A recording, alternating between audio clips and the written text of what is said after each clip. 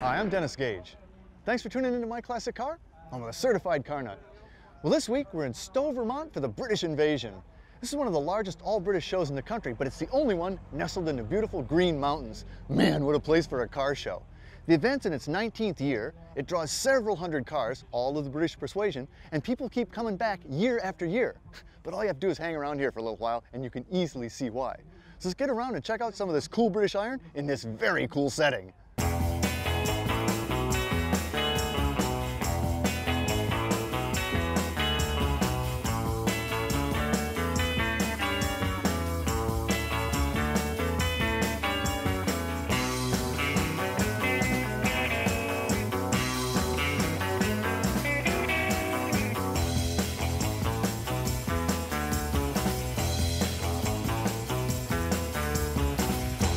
So Michael, 19th year for the British Invasion? Yep, it's been 19 long years from a very, very small beginning of a couple hundred cars to what's now become the largest all-British car show on the East Coast with over 600 cars a year here. 600 cars. 600. And folks coming, I've seen plates from all over here. I saw a Florida plate here. Yep, we have people from Florida, we've had people from Hawaii, we have people from Nova Scotia. We're not that far from Canada, you've noticed a lot of French-speaking people. A lot of French-speaking, a lot of Canadians. A lot of unusual cars from Canada come down, so it's pretty good. Nova Scotia, people come from all over for this. Well, you guys do a lot of different things too. I mean, first of all, Stowe is a great destination. I mean, how can you not like coming to Stowe? But then all weekend, you do all sorts of cool stuff. Yeah. We start with a backroads driving tour on Thursday. There's a really great block party on Friday night put on by the town, where we close off the main street just for British cars, have a British Mania, British tribute band, Beatles type tribute band that plays. People love that.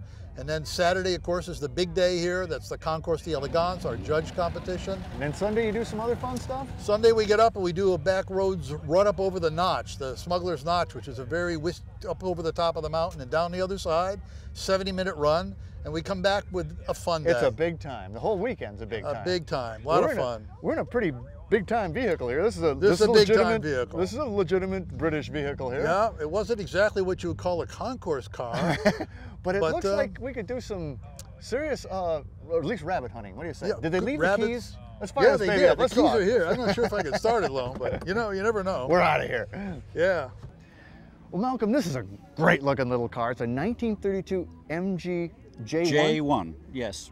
Part of the J series that were made by MG in 1932, 1933. You know what I mean, I love everything about this car, but what drew me in to begin with was this hood ornament. It cracks me up. Looks like a mosquito.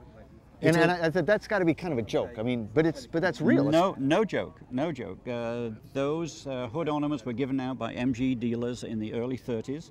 And that isn't a legitimate midge or a mosquito, as you might call it over here, but it's just a beautiful Art Deco style design. It's fantastic. Now, I love what's going on in the interior. There's so many interesting things here. The first thing that sticks out to me is that floating gear shift, the cantilevered gear shift. It's not attached to the floor, and then it just hangs out there. It's honesty in its pure form. But you still have the beautiful wood dash, even in 32, it's an elegant looking wood dash and very simple gauges. Yes. But boy, it's a little car, yet it has a back seat. I mean, it's a kind of a 4-passenger. You better have 2 small passengers back there, but no tail lights. There is one little taillight. Well, I guess that's it. And that's all you got. Well, Malcolm, I absolutely love the car, but I bet it's got a wee tiny little engine in it. It does have a wee tiny little engine in it. Let's have a look at it. Okay, thanks. Well, that's cute. I mean, 850 cc's. 850, 4-cylinder, right? 4-cylinder. So they got to be about like that big around. Something like that. Yeah, and overhead cam, yes. Tiny little carbs. Yes. The other thing that I just noticed is, I mean, here's the firewall. The firewall's forward of where it is in most cars, because I mean, here's your gas pedal. I'm looking at the interior. That's the way that it was. Isn't that bizarre? That's the way that it was. They hung all the miscellaneous stuff right off the higher firewall, and you keep your feet warm this way. Something or other. Close it back up. That is a gorgeous little engine. I mean, all around, Malcolm, this is just a fabulous little car. Thank you. It's fabulous. A 1932 MG J1. J1, that's correct. First one I've ever seen. Good. Thanks Thank you very much, out, Malcolm. Okay. Beautiful. Right. The midge. The midge. Welcome back to My Classic Car. Stan, this is an absolutely stunning car. This thank you. It's a 54 Arnolt-Bristol. Yes. I never even heard of an Arnolt-Bristol. How many of these did they make? Altogether 140, and today about 80 to 90 still exist. Wow, I'm surprised there's that many of them around. Out of how many? 140 total. That's not bad. So is it an aluminum car? It looks aluminum. The hood, trunk, and doors are aluminum, and the rest is steel. I think it's got a really interesting stance. It seems to, you know, the nose sits up awful high. Yeah, it's for two reasons. Well, the main reason for that is that it's a tri-carb setup, and the carbs sit very high. And the original body that Bertone had designed for this did not have a hood scoop, so he had to lift the car up about 2 inches in the front and put on a hood scoop to get the carburetors to fit in. Great interior. These look like the original Gages. They are the original Gages, yes. And it's got a few interesting things. It's got a remote throttle, because these essentially, you know, are race cars. Yeah. So if your gas pedal went, which was not uncommon back then, you could just reach over and you know, pull out your remote throttle. So it's a little bit of a cruise control. Yeah. Now, what powers this baby? Okay, it's got a 3-liter BS1 Bristol engine. Produces 130 horsepower, and back then that was quite a bit, yeah. And those are the 3 high-setting carburetors. Those are the 3 high-setting carburetors. Wow. Now the Bristol engine, I mean, that's what was originally in the Aces. AC Aces, before Shelby got a hold of them and slept into 260. You know, the original engine design, it was actually licensed from BMW by Bristol in the late 30s. Oh, really? And they continued it, of course, with the war interrupting things, they continued it into the mid-50s. And it's what'd you say, it's a 2-liter or 3? 3-liter. 3-liter. 3-liter, 130 horsepower. Close her back up, Stan. It's a gorgeous car. Now, have you been to the British invasion before? No, this is my first time here. Oh, no kidding. Yeah, no kidding. What do you think? That's wonderful. I love British cars. Well, yeah, and what a place to have this. I mean, location's great, and the weather's starting to cooperate too. So. Yeah. Well, I tell you, great car. That's definitely the only one here. Thanks so much for Thank you very much, Dennis. 54 Arnolt-Bristol. Wow. Welcome back to My Classic Car. Well, Steve, these are really nice cars. I see them every once in a while. They always catch my eye. This is a Daimler SP250, right? Yes, sir. 1962. 62. Now, one of the things that was neat about this car is I mean, this is a fiberglass car, right? Completely fiberglass steel chassis. Now, did you restore this? Yes. Was it in rough shape when you? It was restored in the early '90s by a truck driver, to truck driver standards. Well, you know, this is an interesting body. I mean, it's a little bit Flash Gordon almost. You know, it's a little bit space age. Give you that illusion of speed even when it's sitting still. Exactly. The fins like the Sunbeams had. Yeah, you get to the back, and if you look at it dead from the back, it does. A lot of people think it's a Sunbeam. Yeah, it looks like a Sunbeam. Yeah. And then but you see the D in there. Oh, it must be something else. But okay, so it's gonna have a 4-cylinder, 6-cylinder engine in straight 6. Something V8 Hemi. A V8 Hemi. Yeah, You're exactly. serious? Yes. Really? Yes, I am. Well, let's have a look at that. Okay. And there she is. That is a Hemi. Absolutely. I can't believe that. What's the displacement? 2.5 liters, 156 cubes. Well, I mean, that's a tiny little V8. Yes, sir. 3-inch bore, 2 3/4 stroke. And were you saying that shares that piston? BSA Motorcycles. A guy named Edward Turner was the engineer that designed this. From BSA, it shares a piston with a 650 BSA. That is amazing. Wow, she's just an absolutely beautiful car. And is it fairly fast? Yeah, I've only gone 100 so far, but that's fast enough for me. Yeah, exactly. Does it have the brakes to? 4-wheel disc Erling. Oh, well, that's good. That's good. Another strange thing for an early sports car to have. Well, man, this is a great car, Steve. I appreciate it. Daimler SP250. SP250. Glad you brought it up. Thank you, Dan. That got a Hemi in it? Yes, it does. It's got a Hemi.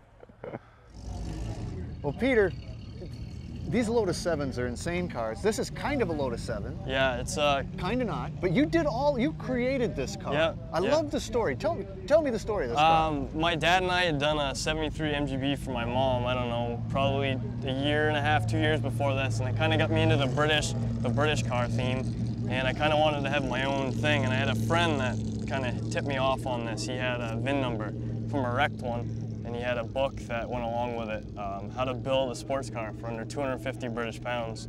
And from good book. Yeah. And from that, we got a base for the frame design. We built it to fit a 1275. So I mean, you built the frame too? Yeah, frame, the whole 9 yards. In the shop, so when we had that 1275 motor in it, I had a local guy in town that had a Jensen-Heeley that was stuck under the eaves at his house that he'd chopped apart. And Who chops up a Jensen-Healey?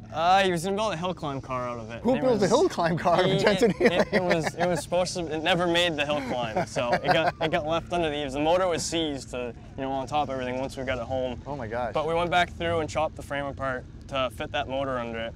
That was all probably within the first year, and then it kind of got stuffed in the corner, and we went off to college, and that all happened. And then over the years, I pulled it back out with a little bit more knowledge and a couple more friends that had some technology. We were able to build the front suspension for it. We got the car on the road 2 springs ago. So this thing, what does this weigh? It's 1175.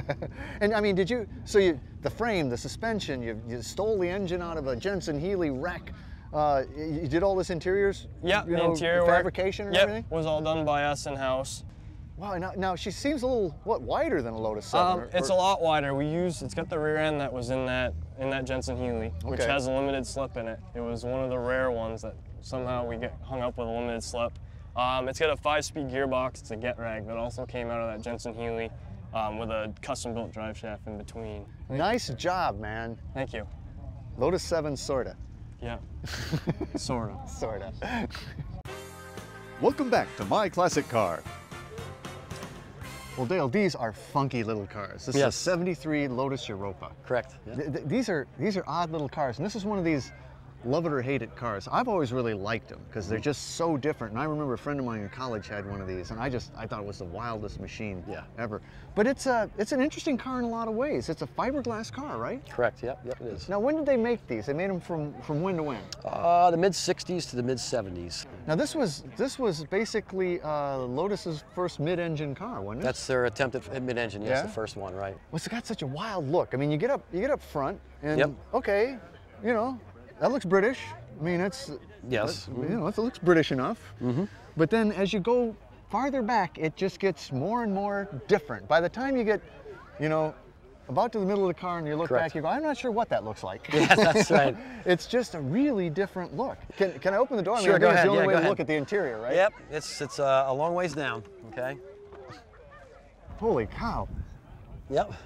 I mean, it's pretty fancy, really, for a little sports car. It's not the black dash. I mean, you got almost a Jag look going there with the burl walnut. Yeah, they did some nice appointments on this car. They started doing it on the later British cars. Yeah, it is, and it is down there. Yes, it is. And then, of course, the engine's back here. That's correct. Yep. Boy, and it's mid-engine. It's way up here. Right. So this isn't even what a Europa would normally have, though, is it? It's a twin cam engine, which is what a Europa would have this year. But it's been beefed up a little bit. Okay, the original engine was about a 1.6 liter. This is up to 1.8 liters. Okay, and it was built in England by Vegatune, which is a racing engine builder, and puts out probably 180 horsepower versus 110 on the stock one. In a car that weighs 1,400 pounds. Ooh, that's gotta be a lot of fun. A nice power to weight ratio, yeah. How is it, with that much power and that little weight, how is it to drive? Like a go-kart. Really? Really? Yeah, it's very, you point it, it goes. Does it stick? It does stick. It sticks very well. It's like on rails. Yeah. Except that if you use the throttle, you can turn the car right around. So you better mean it, right? Yes, exactly. Not much for rear visibility. You want everybody to be, you're going to be out in front of everybody. You don't look anyway. back. Yes, Yeah, exactly. right. Yeah. Well, these are wild, and I tell you, it's a very cool car, Dale. Europa, Lotus Thank you Europa, very much. Yep. special. Special, correct. Very special. All right. Thank you very much. Oh man, we had a blast at the British Invasion here in Stowe, Vermont. There are some unbelievable cars at this event, and you can't beat the setting. You really ought to check this one out.